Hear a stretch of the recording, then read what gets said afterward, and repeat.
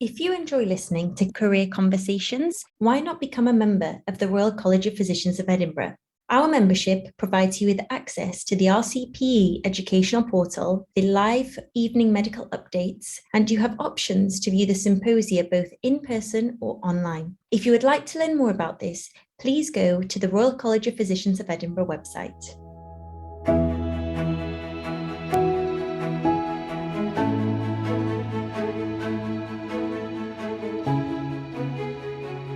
Hello everyone, and welcome to another episode of Career Conversations, brought to you by the Trainee and Members Committee of the Royal College of Physicians of Edinburgh. My name is Dr Marilena Giannoudi, and I am a cardiology registrar based in West Yorkshire, and I'm on the TMC. Today, I am delighted to be joined by Dr Chris Rooney, who's a medical microbiology registrar based in West Yorkshire, and he's going to be talking to us about medical microbiology. So Chris, welcome.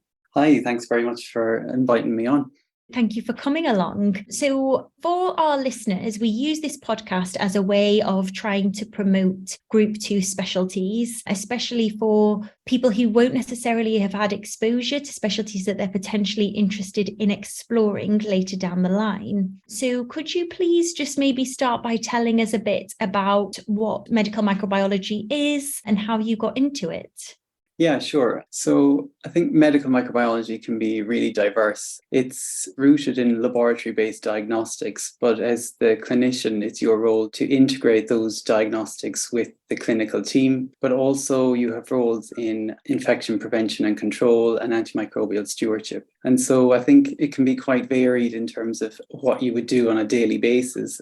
And it gives you the opportunity to work with patients both on an individual level, but also on a hospital-wide level or a community level. Okay. And what's the difference between microbiology and infectious diseases training? So training, I think, has gone through a lot of changes actually since I graduated. So initially for medical microbiology, you could have went into the specialty straight away from F2. And then that changed a couple of years ago where you had to do CMT and have MRCP. And so they created what was called, or still is called, combined infection training. So everyone who's interested in an infection specialty will do combined infection training, which will encompass virology, microbiology, infectious diseases, and clinics, which how they're kind of integrated or how it works out will be deanery specific.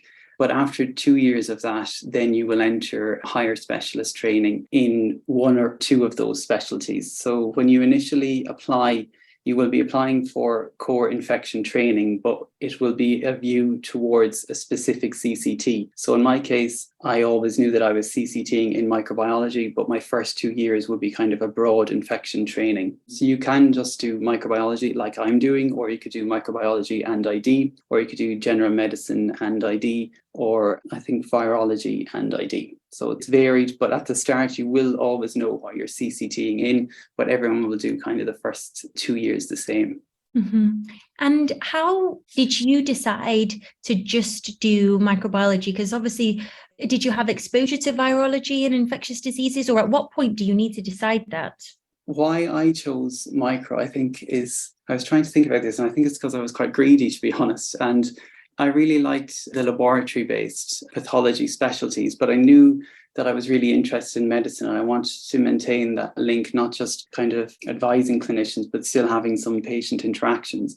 And for me, I think microbiology offered that nice mix. For those that are maybe even more clinically orientated and want to do specialist clinics, then ID might be more of a mix for them. But for me personally, I knew that I wanted to keep a large portion of the laboratory work and the clinical side with medical microbiology. In terms of exposure, so before I did medicine, I actually did a degree in microbiology. So I had that kind of stronger laboratory background and exposure, I suppose, than maybe other individuals wouldn't have. But I think in terms of exposure, there's rotations definitely in foundation year that you can do to get exposure to microbiology. And I think now that it's become integrated into, as you say, like a tier 2 specialty, then maybe it's time opening the conversation of whether you could have a microbiology specialty in CMT. But currently it's not offered, I don't think, in my deanery, but it may be offered elsewhere. And what is a typical day in your work life like then? Yeah, so again, it will vary, I suppose, depending on where you're training. Broadly speaking, I guess your day could be initially divided into whether you're going to be reactive or proactive. And so if you're proactive, you might be calling out important results. So that would include blood cultures or any results from sterile sites, and trying to kind of advise the teams with the results that you already have and making a plan for further investigations that you might do. And then the other aspect is being more reactive, where you're there to take consults. So you might be on the phones, for example, taking all of the variety of calls that might come in, or you may be going on ward rounds. And I suppose within those two broad spheres, then there's also opportunities in infection prevention. So if there was outbreaks going on at the hospital at that time, you might get involved in those. Or if there's root cause analysis for certain infections, you might be involved in those. So it can be quite varied as to how your day will go. And then again, depending on how it's broken down in the proactive or reactive spheres, you might be on a placement, for example, in pediatrics. And so you might be tailored that the calls that you're going to receive that day would be all from pediatric specialties when they call in. So it can be really varied. And I think you never know who or what's going to pop up when you go out in the wards or when you receive that phone call, and where that set of discussions and investigations might lead you. Mm-hmm. And obviously you mentioned that you can go on ward rounds.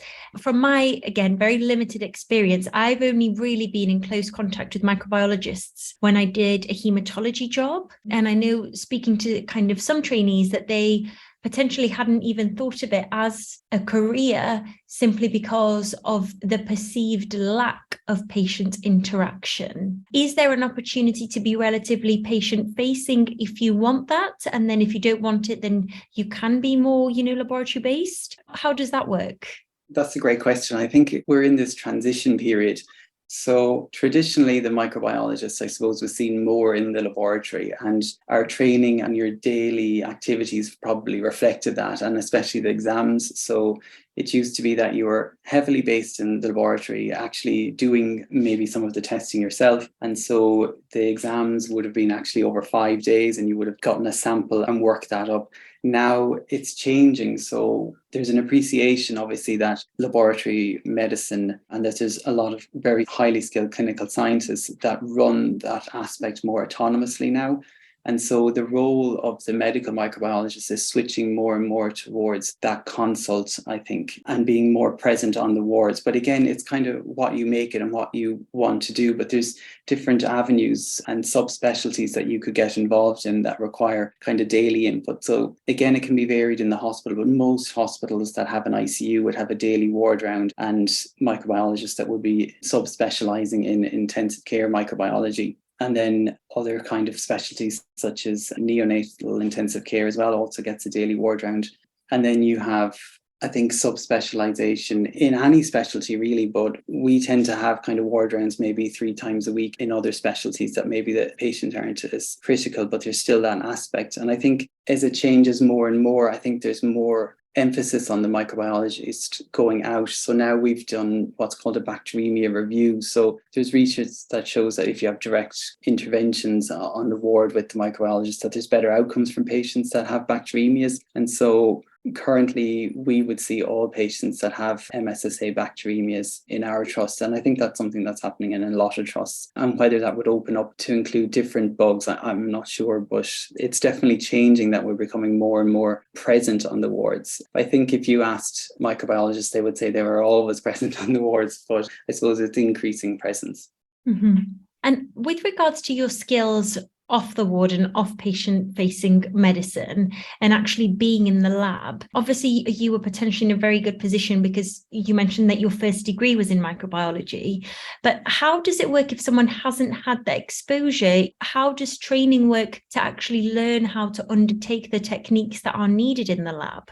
So we have DOPS, laboratory-based DOPS. So like you would with your procedures in CMT, there would be a core set of kind of DOPS that you would be expected to do. And so generally what happens is that at the start, you have more laboratory sessions. So you understand the processes that are going on in the lab. And that would start from plating out agar plates and basic microscopy, then working up through different stains and sensitivity testing. And the idea is that you would have a laboratory-based training would occur early on in your ST3. And so because the idea is that as we authorize samples out, you're the kind of last chain, as it was, to check everything to make sure that the sample has went through the correct processes and the correct tests have been done on that sample. And so in order to get to a position to be able to do that at the start, you would have a lot more laboratory-based sessions. So in those sessions, how it's happened for me is that you're assigned to a specific biomedical scientist for that day or that morning,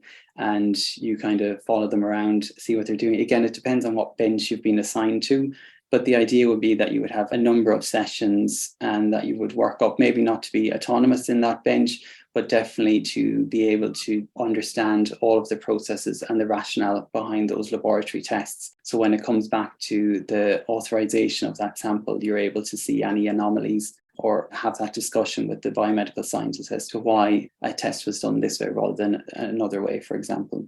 Right. You mentioned that there are different benches. If we keep it really simple for us, maybe listeners that haven't had any exposure to the lab setting at all, could you talk us through the different benches and the environment in the lab? Yeah, so again, I guess it will vary depending on what hospital you're in, but generally you would have a urine bench, for example, that would process all of the urine samples, a generals bench that would take all of your skin swabs or any more general microbiology, such as your screening tests, so your MRSA plates and things like that would also be done in generals. Then you would have a respiratory bench, and so that might have different isolation associated with it for respiratory or airborne pathogens, and so you would need extra training before going in there. And then you would generally have a kind of blood culture bench. So that's kind of the obvious working up the blood cultures. And depending on the site, but that would also include maybe sterile sites as well. So any kind of CSF or any samples that were taken from surgeries will be worked up there as well. And then you might have some automation as well. So someone will be looking at those benches. So again, it depends on what kind of procedures you have in your laboratory, but you may have automated processes. For example, we have for screening. And so there's someone kind of looking after the computer essentially. So rather than actually doing the specific kind of plating out, they're more looking at the whole pathway of those samples. Right. And do you think you need to have a really thorough understanding of basic science past what we get taught at medical school? Or do you think that the training is sufficient to kind of get you up to scratch? Yeah, I think the training should be sufficient to get you up to scratch. The curriculum is constantly changing, I think. And so it can be difficult, I suppose, to feel that you're getting everything and it's quite broad. But as I say, that intensive period at the start should bring you up to scratch in terms of what you need to know for the laboratory processes that are going on.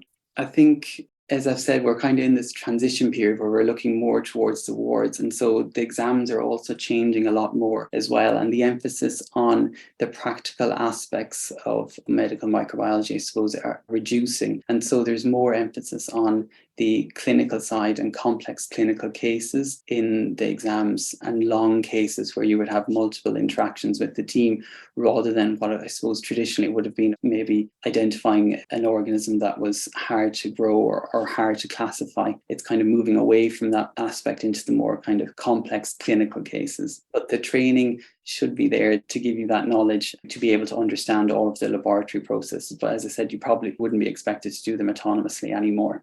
So what skills do you think are needed for a clinician wanting to follow this career? I think communication skills. I think there's an idea that a microbiologist, as you say, maybe isn't present on the ward so much and maybe likes to stay in the lab. But actually, I think you need really good communication skills to be able to lead or kind of advise the team as to what you think might be the cause of infection, what you think the treatments could be, because sometimes there might be different ideas or different things at play that you have to come to an agreed decision as to what's the best route for that patient. And that is really the nuts and bolts. You are that interface between the laboratory and the clinical team. And so it's being able to navigate those difficult decisions. And so, for example, if someone had a line infection, it's a really difficult line to remove, then the team will be understandably hesitant to remove that line. And whether there is a possibility of line salvage or whether you feel, given what the laboratory results have shown, that this line needs to be removed. And that's, I suppose, just one small example, but it's those kind of discussions that you have on a daily basis. So I think really good communication skills is important. having a keen eye for detail probably is important as well. So if we think about mechanisms of resistance, I think the terminology in microbiology sometimes can be a barrier in terms of the language that is used, but also how those things are defined as well in terms of an ESBL, CPE, all of those terms can be hard to wrap your head around, and they all come down to maybe millimeters of changes on sensitivity plates. And so having that kind of ability, I suppose, or want to kind of get down to that nitty gritty of testing is something maybe some people are more big picture. So I think maybe you need a certain level of detail as well in microbiology. Mm-hmm. And how would you advise anyone that's keen to pursue this career? What advice would you give them to get started into looking into it and to applying and following through with it? Yeah, so what worked well for me, even though I'd done a degree in microbiology through medical school, I didn't really all the way through want to do microbiology. And it was in my foundation year when I was in cardiology and I was speaking about an endocarditis case to the microbiologist that I kind of sparked my interest again. And so I approached that microbiologist and asked if I could do a taster week with them. So we were allowed 5 days in different specialties. So I went there and then we did a little project about screening different check-in desks in outpatients because there was concerns about them being a source of infection. And so that gave me the week in the specialty and also a kind of side project to show commitment to specialty. And so those are definitely things that I would suggest. I think if you were to approach the microbiology department and say that you're interested in the specialty, there's definitely loads of projects, loads of audits and things that need to be done. And they can give you an insight into the specialty and fulfill that commitment to specialty. I suppose in terms of placements, then you're obviously more tied in terms of getting the exposure if they don't offer the placements there. But again, I think having that conversation with the teams, then they can usually try to come up with something that you can get exposure both on the clinical side and within the laboratory. Mm-hmm. I guess this is more for my selfish benefit, but I'm sure that, well, hopefully that other people will find this useful as well. For those of us that don't want to do microbiology, when we ring a microbiologist, which we all do, if it's not on a daily basis, it's at least once a week to get advice. What are your heart sink questions that we may ask? Or what are the kind of questions that are appropriate for us to ask? Yeah, that's a tricky one. I think a clear rationale as to why you're calling or can be useful. So I think often the most frustrating of conversations can be that there's no real source of infection and also there's no investigations that have been completed. So it's really difficult to give advice if you don't have the swabs, you don't have the sputum cultures, you don't have the PCR tests requested. So it's really hard to know, and then you want to cover multiple sources. So having that really detailed history and examination from the patient and being able to say, this patient has, I think, a pneumonia and they have really complex sputums in the past. What do you think they should be on? I would think is an appropriate call. What's difficult is, because we can't see the patient, is to make the diagnosis for you. That's kind of something that clinical diagnosis has to come from, I suppose, your side, and then helping you confirm or refute that diagnosis or treat that infection is why we're there. I think other triggers would be just knowing the antibiotic exposure, so in the community as well, and not just what they've had in secondary care, and knowing the dates of when everything has been given is really helpful, and knowing allergies. So it can be really frustrating if you go through a plan and then suddenly you realise that the patient is actually penicillin allergic. So having those things really quickly to pop out straight away in the conversation is just really helpful, because I think, like all specialties, there's increasing pressure. And so while we appreciate that you've been waiting for a long time, we've also been going through a lot of different phone calls as well. And so if that information is to hand, it just really expedites that conversation. I think that's really useful, and certainly something that I will take away when I'm ringing about endocarditis help. And one thing that we haven't covered is work-life balance and on-call commitment. Because again, I think that's something that's really important for anyone, considering a group 2 specialty especially, but I guess for all of us when we're making our career choices. So what are your on-calls like, and how do you think this specialty helps you balance your work-life commitments? Yeah, I think that was one of the aspects as well that I took into account when I was choosing microbiology, in that we do have non-resident on-calls, so you can be on call from home with the laptop, and so you can access the different servers. I think it really varies depending on what hospital you work in, just from meeting other trainees at national meetings. For me, we do a 24 hours kind of on call. So you would do your 9 to 5, then you would be on call all night, and then you would be expected to be available the next day at 9 as well. The rota's gone through multiple iterations, so that's currently how it stands.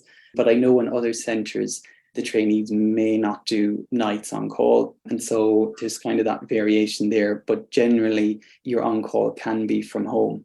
There is a laboratory process I kind of mentioned becoming more automated.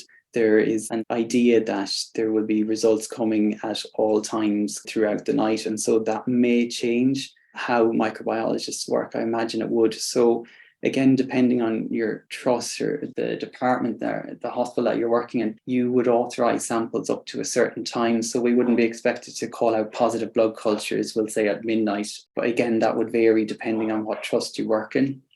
And then weekends, is it just the same thing? If you're on call, it's just a 24-hour on call, obviously based in your deanery? Yeah, so generally there'll be more support for the weekends. So while we think that there's less samples coming through, for example, a lot of primary care centres are closed, and so you don't get the same volume of samples coming through from those. So in theory, there's less of a workload because there's less of you. It's actually, it feels like there's a lot more. But you would usually do a long day and then half of the next day, and then the other person would do the opposite of that. And then usually there's the 0 day then after the weekend. But again, it's kind of changing more. I think the consultants are becoming more present at the weekends, given the increase in complexity of infections in general. And so that need to have a consultant on site as well at the weekends. So I think it's changing. And I think as ID and micro become a bit more blended, we may see also a combined infection service of on-call, which I'm not sure exactly how that might look. But again, it may change the ability to be non-resident on-call. Mm-hmm. Okay. Chris, I think, to be honest, that's all my questions. Do you have any parting comments for our listeners? I just think it can be hard to get the exposure maybe to micro, but it's definitely, if you're kind of thinking about it, I would definitely reach out to the microbiology department. I think from in Leeds anyway, we're always really keen to speak to people who are interested in microbiology. And it's just, I think we've discussed that exposure to the specialty can be lacking depending on lots of different factors. So don't be afraid to reach out and ask for the exposure. And if it's not for you, then that's fine. At least you've had a look. Yeah, definitely. And I think that's why we are doing these podcasts, to try and help people even just consider specialties that they hadn't even heard of or considered. And so far, everyone is saying, look, we're more than happy to have people that might potentially want to train in this specialty come and have a look around. So I don't think there's a single specialty that wouldn't want new blood almost coming in. So for anyone that's interested, please reach out to your local service. Yeah, totally agree. So, Chris, I think that's my turn to say thank you. That's been really insightful. I'm sure our listeners would have gained a lot. And thank you for your time. Thank you.